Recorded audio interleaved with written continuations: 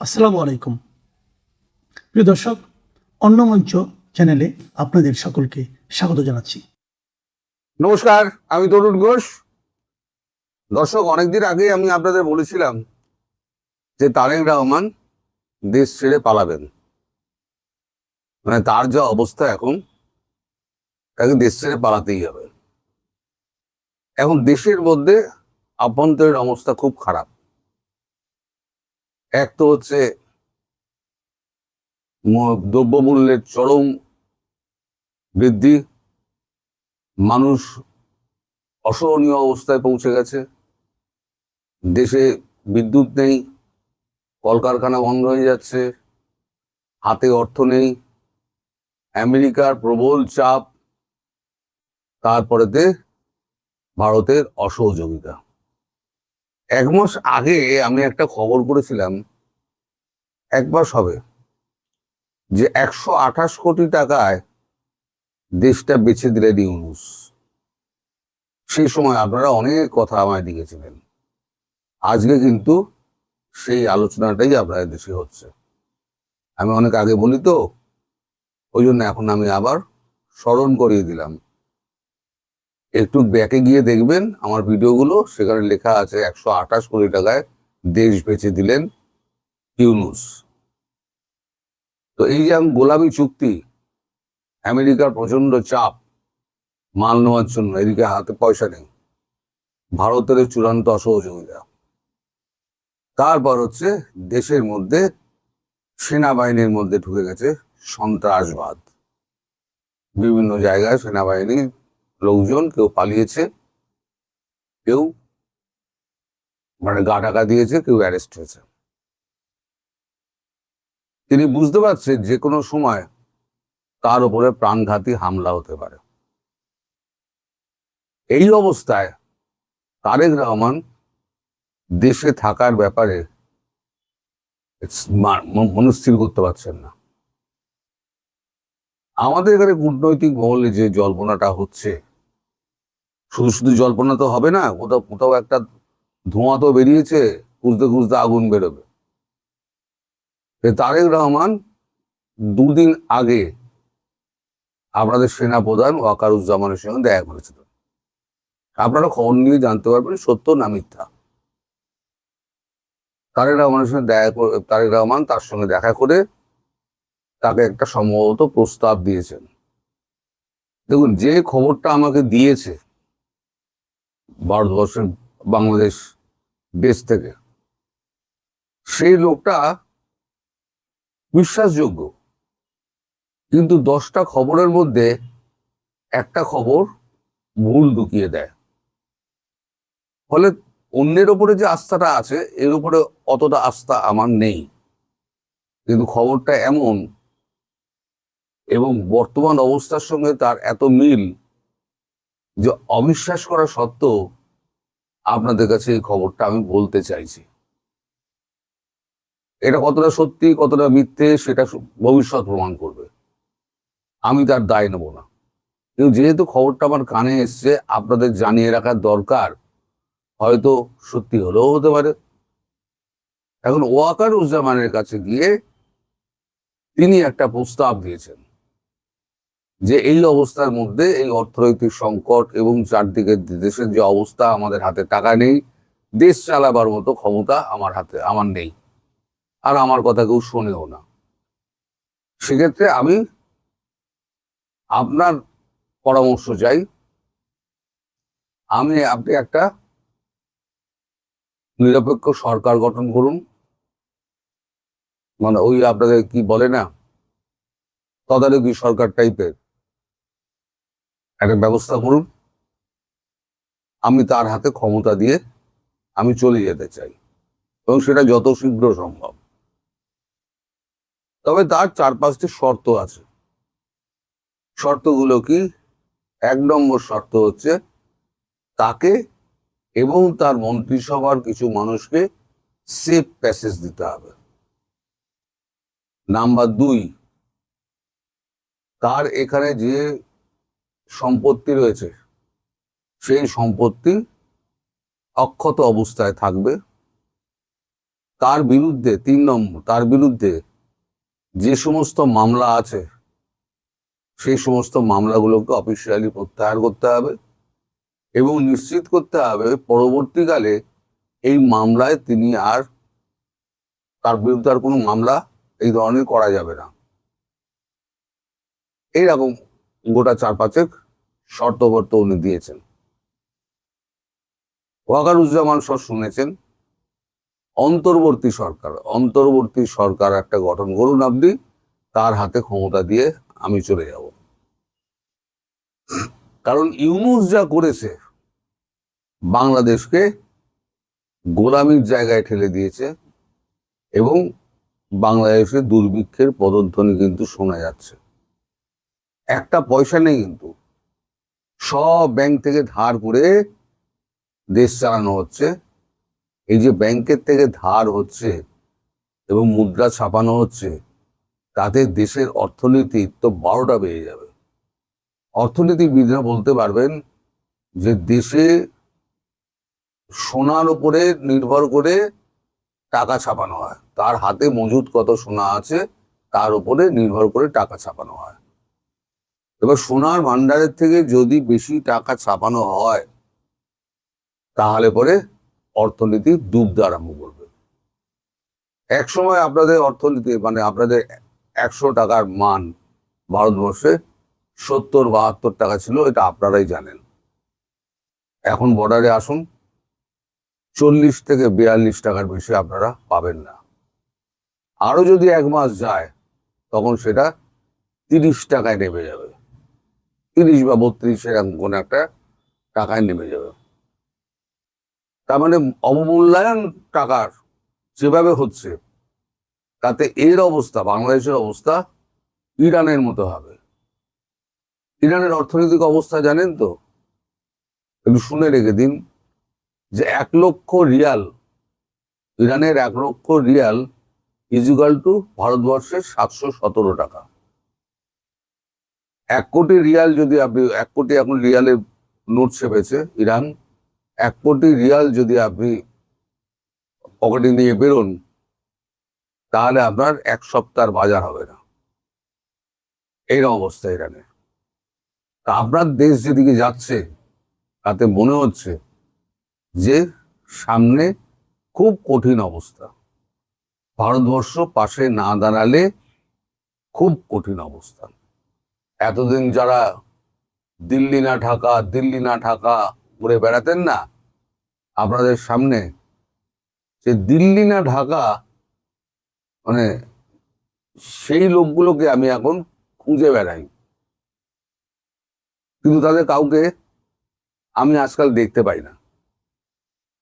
তাদের সেই হুঙ্কার, তাদের ভারতবর্ষে খেয়ে ফেলার হুঙ্কার এখন আর শুনতে পাওয়া যায় না। এখন তারেক রহমানের কথায় ফিরি।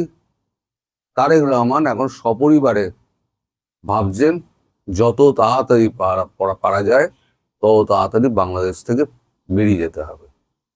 কারণ বাংলাদেশের এই অবস্থা থেকে বাংলাদেশকে বার করা তার সাধ্যের মধ্যে নেই। তার সাধ্যের মধ্যে নেই কেন, তার মন্ত্রিসভায় যারা যারা আছে তাদের কারণ নেই। এই পূর্বতন যে আপনাদের মানে ইউনূস সরকারের যে সবথেকে, তার পূর্বতন সরকারের যে সবথেকে ব্যর্থ অর্থমন্ত্রী ছিল, তাকে তো এই সরকারে অর্থমন্ত্রী করা হয়েছে। একটা ব্যর্থতম অর্থমন্ত্রীকে সে আবার সেই মানে তাকে ফিরিয়ে এনে আবার অর্থমন্ত্রীত্বের দায়িত্ব দেওয়া, এটা কিভাবে একটা বিবেচক মানুষ করেন? অর্থাৎ তার কথাই কিন্তু দেশ চলছে না, দেশ চলছে অন্যের কলকাঠি নাড়াতে। এই অবস্থায় তারেক রহমান বুঝে গেছেন যে তার পক্ষে বাংলাদেশে থাকাটা খুব একটা নিরাপদজনক নয়। যে কোনো সময় একটা বাজে ঘটনা ঘটতে পারে এবং তার পরিবারের প্রাণ সংশয় ঘটতে পারে। তিনি যে এই সকলকে নিয়ে বলেছেন যে আমি এদেরকে নিয়ে, আমার মন্ত্রিসভার কয়েকজনকে নিয়ে আমি সেফ প্যাসেজ চাইছি, তার মানে সেই মন্ত্রিসভার সেই লোকেদের সঙ্গে, তার আমি নাম জানি না, মন্ত্রিসভার সেই লোকেদের সঙ্গে তার নিশ্চয়ই আলাপ আলোচনা হয়েছে। তাই তিনি পরশু দিনকে সেনাপ্রধানের সঙ্গে দেখা করে তিনি তার এই মতামতটা জানিয়েছেন এবং তিনি বলেছেন, আপনি যত তাড়াতাড়ি ব্যবস্থা করতে পারেন তত তাড়াতাড়ি আপনি ব্যবস্থা করুন রাষ্ট্রপতির সঙ্গে কথা বলে, আমি এই পদে আর থাকতে চাইছি না। সুতরাং আমি যেটা বলেছিলাম 128 কোটি টাকায় দেশ পেয়েছেন, সেটা যেমন আপনার দেশে আলোচিত হচ্ছে, আজকে যে খবরটা আমি বললাম, এটা যদি সত্যি হয়, আমি বলছি এটা যদি সত্যি হয়, কারণ সে মাঝে আমাকে একটা খবর গুলিয়ে দিয়েছিল, আমি খুব বোকা বনে গেছিলাম।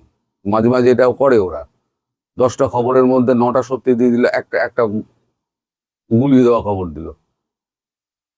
তো সেই কারণে আমি আপনাদের নজর রাখতে বলছি, এটা সত্যি হলেও হতে পারে, আবার মিথ্যে হলেও হতে পারে, আমি দায়িত্ব নেব না, কিন্তু কানে যখন এসছে আপনাদের জানিয়ে রাখা ভালো। এবং দুদিন আগে যে সেনাপ্রধানের সঙ্গে দেখা করেছিলেন, এই খবরটা কিন্তু ঠিক, সেই খবরটা কিন্তু পাওয়া গিয়েছে এবং কাগজেও বেরিয়েছে সমাজ মাধ্যমে।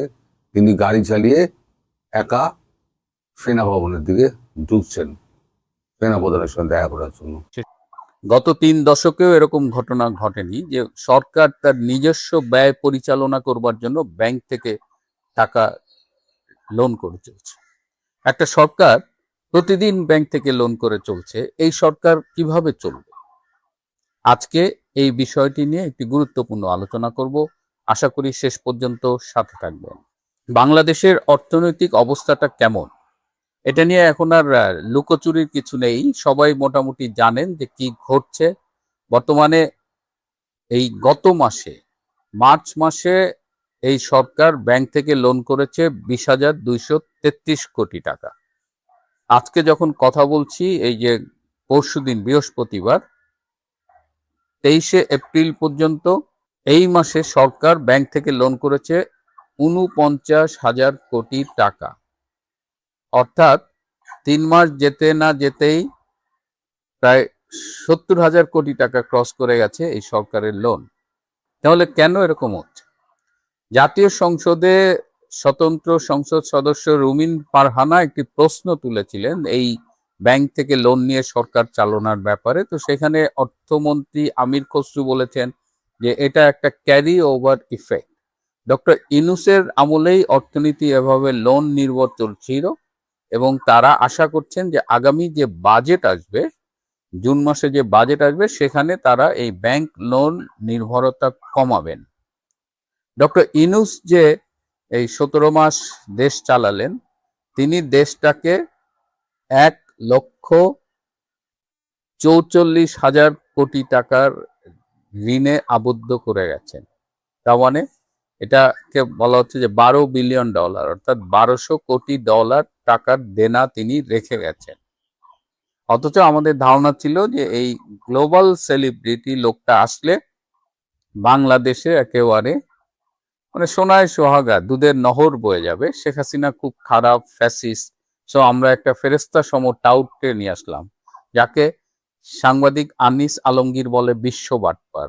আমরাও দ্বিমত পোষণ করি না। তো এখন প্রশ্ন হলো যে এই যে প্রতিদিন হাজার হাজার কোটি টাকা লোন নেওয়া হচ্ছে ব্যাংক থেকে, এর সমস্যাটা কি? এর থেকে উত্তরণের পথ কি? আমি একটু পেছনে যাব। 2007 সালে একটা পৃথিবীতে একটা মহা অর্থনৈতিক মন্দা দেখা দিয়েছিল।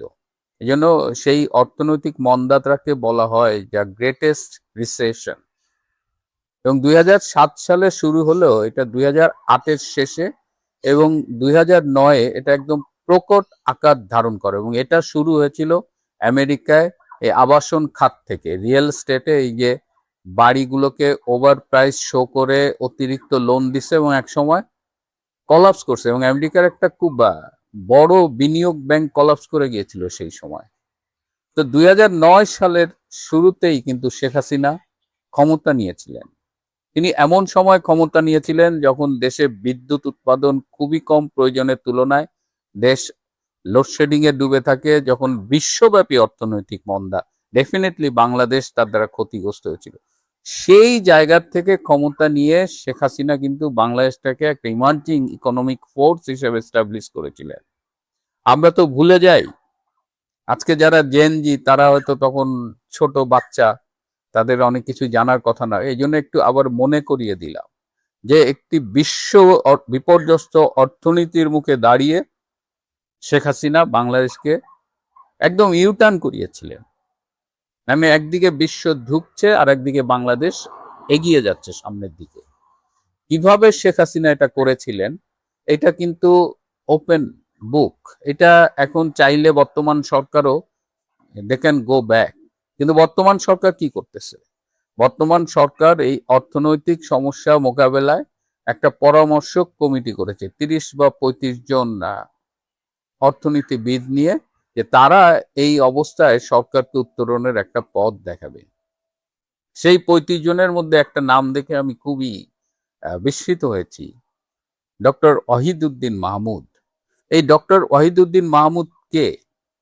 তিনি তো সদ্য ব্যর্থতম ডক্টর ইউনূস সরকারের অর্থনৈতিক উপদেষ্টা ছিলেন। তো তিনিও নিজে যখন অর্থনৈতিক উপদেষ্টা ছিলেন তখন আমাদের অর্থনীতি একদম হুড়মুড় করে ভেঙে পড়েছে। তো সেই ব্যর্থতার যিনি নেতৃত্ব দিয়েছেন সেই লোকটাকে আপনি এখন নিয়ে আসতেছেন, তার পরামর্শ নিয়ে আপনি বর্তমানের ইকোনমিক ক্রাইসিস থেকে উত্তরণ ঘটাবেন। এটা এটা কেমন একটা কথা হইলো, তাই না? শেখ হাসিনা কি করেছিলেন সেটা একটু জানার চেষ্টা করেন। শেখ হাসিনা, তার একটা প্ল্যান ছিল। তিনি যখন বিরোধী দলে ছিলেন, সেই 94-95 সালের কথা, তখন থেকেই তিনি কিন্তু এই বাংলাদেশের অর্থনৈতিক মুক্তি কোন পথে এগুলো সব প্ল্যান করেছিল। বিএনপির কি প্ল্যান ছিল? বিএনপি তো দেখছে যে ডক্টর ইউনূস কোন দিকে নিয়ে যাচ্ছে, এর থেকে উত্তরণে বিএনপির কি আদৌ কোনো প্ল্যান ছিল? তাদের উপদেষ্টা, তাদের মন্ত্রীদের চাপাবাজি, অসত্য ভাষণ, ইনক্লুডিং মাননীয় প্রধানমন্ত্রী যে কথাগুলো বলেন সেগুলো একদম ভিত্তিহীন। আমি সরি টু সে সেগুলো মিথ্যে। তিনি বলেন দেশের উন্নয়ন, এই যোগাযোগ ব্যবস্থা ধ্বংস হয়ে গেছে গত 15 বছরে, হুইচ ইজ অ্যাবসলিউটলি এ লাই। তো এই মিথ্যেগুলো দিয়ে কি বর্তমানে এই অর্থনৈতিক ক্রাইসিস ওভারকাম করা যাবে?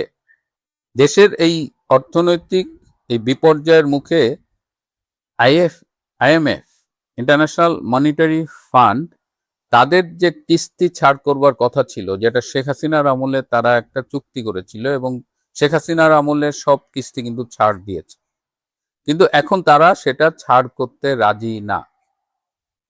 এটা কেন?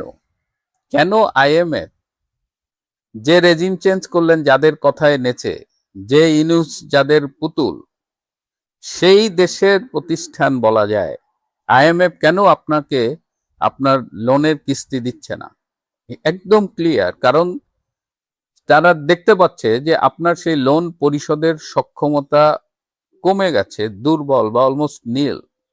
তো আপনাকে কে টাকা ধার দিবে জেনে শুনে যে এই টাকাটা আপনি ফেরত দিতে পারবেন না? শেখ হাসিনাকে তারা টাকা দিত কারণ তারা জানতো যে তার সরকারের সেই সক্ষমতা আছে, কিন্তু বিএনপি অনেক দেন দরবার করেছে ওয়াশিংটনে গিয়ে, কিন্তু তারা আইএমএফ এর মন এখন পর্যন্ত গলাতে পারেনি। এখন বলছে আইএমএফ যে শর্তগুলো দিচ্ছে সেগুলো খুবই কঠিন। তো আইএমএফ এর কাছে টাকা না পেলে কোথায় পাবে? যেটা বললাম যে ইউনূস যে দেনা রেখে গেছে, ইউনূস তো সবসময় বলতো যে আমি রিজার্ভ বাড়িয়েছি $30 বিলিয়ন। আরে বেটা, তুই তো $12 বিলিয়ন বাকি রেখে আসছিস মার্কেটে, ওইটা দিলেই তো দাম করে 30 থেকে 12 কমে 18 হয়ে যায়। তো এখন যেহেতু ইউনূসের কথা আমরা বিশ্বাস করি, আমাদের যে আল্লাহ একটা মস্তিষ্ক দিছে, সেই মস্তিষ্ক দিয়ে আমাদের যুক্তি নির্ভর কথাবার্তা বলতে হয়, সেটা আমরা খুব একটা করি বলে আমার অন্তত মনে হয়নি কখনো। তখন আইএমএফ যখন টাকা না দেবে, তখন সরকার বলছে আমাদের যেসব উন্নয়ন সহযোগী আছে, ওয়ার্ল্ড ব্যাংক এবং অন্যান্যরা, তাদের কাছে আমরা $2 বিলিয়ন ধার চাইব। কিন্তু আইএমএফ যখন না বলে, তখন অন্যান্য উন্নয়ন সহযোগীরা আপনাকে ধার দেবে, অন্তত আমার অভিজ্ঞতা সেটা বলে না। একটু পদ্মা সেতুর কথা বলতে চাই, যে পদ্মা সেতু একসময় জাইকা, জাপানের যে ডোনার এজেন্সি, জাপানি সরকারের এজেন্সি, এটা জাইকা কিন্তু পদ্মা সেতুকে লোন দিতে চেয়েছিল, যে পদ্মা সেতু অর্থায়ন, কিন্তু তখন আমাদের কেউ কেউ বলেছিল যে না, আমরা ওয়ার্ল্ড ব্যাংকের কাছ থেকে টাকাটা নেব, এবং সেই কিন্তু আমরা একটা পলিটিক্সে পা দিয়েছিলাম। না হলে জাইকার কাছ থেকে লোন নিয়ে আমরা পদ্মা সেতুটা করতে পারি। ওয়ার্ল্ড ব্যাংকের সাথে আপনারা জানেন যে পদ্মা সেতুর লোন নিয়ে খুব ঝামেলা হলো, তারা দুর্নীতির কাল্পনিক অভিযোগ তুললো, যেটা পরবর্তীতে কানাডার কোর্টে প্রমাণিত হয়েছে যে সেটা অসত্য। যাই হোক, ওয়ার্ল্ড ব্যাংক এই ডক্টর ইনুস এবং তার সাঙ্গপাঙ্গদের সাথে মিলে এই পদ্মা সেতু যেন না হয়, সে কারণেই তারা লোনটা আলটিমেটলি দেয়নি, এবং তারা মনে করেছিল without world bank loan Sheikh Hasina হয়তো পদ্মা সেতু করতে পারবে। তো যখন ওয়ার্ল্ড ব্যাংক লোন দিল না, তখন অন্য অন্য সহযোগী সংস্থার কাছে লোন চাওয়া হলো, কিন্তু কেউ দেয় নাই, কারণ দে আর অল রিলেটেড। তখন জাইকার কাছে ফিরে গেল সরকার, কিন্তু জাইকাও রাজি হয়নি। জাইকা বলেছে যে না, যেহেতু একবার ওয়ার্ল্ড ব্যাংক না করেছে, আমরা এই ডার্টি পলিটিক্সে ইনভলভ হব না। সো দিস ইজ হাউ এদের নেটওয়ার্কটা কাজ করে। তো সরকার ইজ ইন ডিপ শীত। এই যে এত জুলাই জুলাই করেন, এই জুলাই স্মৃতি ফাউন্ডেশন কত মানে যারে তারে ভাতা দিলেন, টাকা দিলেন, এখন যেসব জুলাই যোদ্ধা হতো নাকি, তাদের যে মাসিক পেমেন্ট সেটা দেওয়ার মতো টাকা তাদের কাছে নাই। এখন এদিকে জুলাই যোদ্ধারা তারাও ক্ষুব্ধ, তারা পারলে এরে মারে ওরে মপ করে। তো জুলাই যোদ্ধা নিয়েও খুব একটা ক্রাইসিস তৈরি হয়েছে। এখন আপনি যে ব্যাংক থেকে লোন নিচ্ছেন, ব্যাংক তো বেসিক্যালি প্রাইভেট সেক্টরের যারা ব্যবসা করেন, শিল্প কারখানা করেন, তাদের লোন দেয়, এবং ব্যাংক তাদের কাছে একটা হাই ইন্টারেস্ট পায়। কিন্তু যখন সরকার সেই টাকাটা নিয়ে নিচ্ছে, ব্যাংকের মূলধন তো আনলিমিটেড না, এবং খবর পেলাম বাংলাদেশ ব্যাংক নাকি সমানের টাকা ছাপায় যাচ্ছে।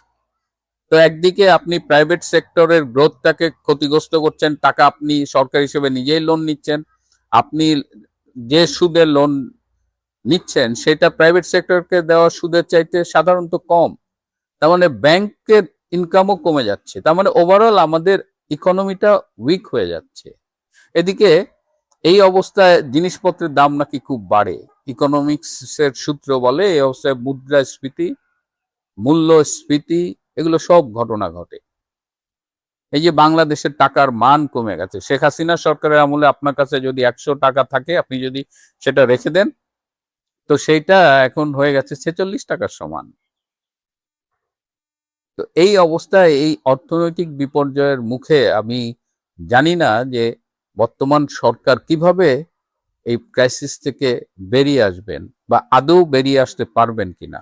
অনেকেই আশঙ্কা করছেন যে দেশে দুর্ভিক্ষের আওয়াজ পাওয়া যাচ্ছে, এবং এই সরকার এখন কোনো দক্ষতা মনসিয়ানা দেখাতে পারেনি। বলছে যে কেবল তো ক্ষমতা নিল 2 মাস, কিন্তু since they don't have any plan, যদিও তারেক রহমান 25শে ডিসেম্বর জনসভায় বলেছিলেন আই হ্যাভ এ প্ল্যান, জনসভায় অনেক কিছু বলা যায়, কিন্তু যখন আপনাকে দায়িত্ব দেওয়া